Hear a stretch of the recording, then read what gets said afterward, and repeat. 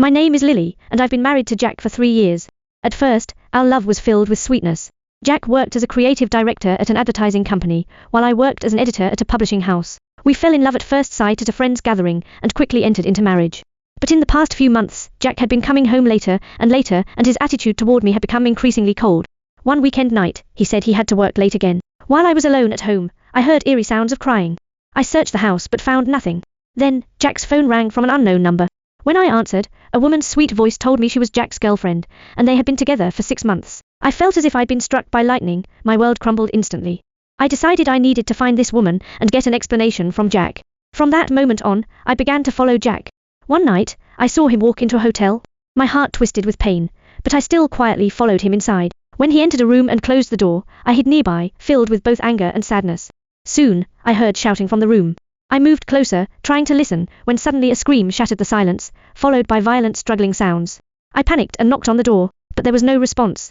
Just as I was about to call the police, the door opened, and Jack stood in the doorway, his face pale, his eyes filled with fear. He tried to speak but couldn't make a sound. I pushed him aside, and walked into the room. A woman lay on the floor, lifeless, her face twisted in extreme terror, her eyes wide open. I turned to Jack and demanded an explanation. He stammered, saying they had been arguing, and the woman suddenly collapsed, and died. I didn't believe him. I was sure he was involved in her death. I tried to leave, but Jack stopped me, saying that we were now in this together. If the police found out, we'd both be doomed. I screamed at him in anger, but Jack begged me to help him handle the situation, promising never to betray me again. As I looked at him, memories of happier times flooded my mind. Despite my reluctance, I chose to believe him, and together, we disposed of the body, pretending as if nothing had happened. But from that moment on, my life was consumed by endless fear. I constantly felt the woman's ghost haunting me.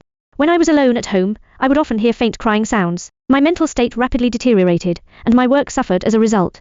Jack, on the surface, pretended to be calm, but I could see the fear in his eyes.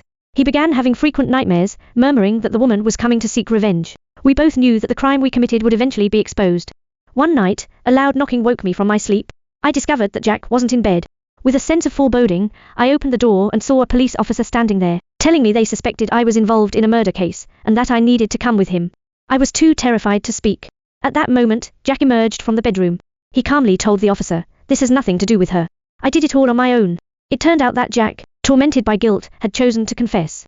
Watching him being taken away by the police, I was overwhelmed with tears. I regretted not having the courage to leave him when I first discovered his betrayal. Perhaps, if I had, this entire tragedy could have been avoided.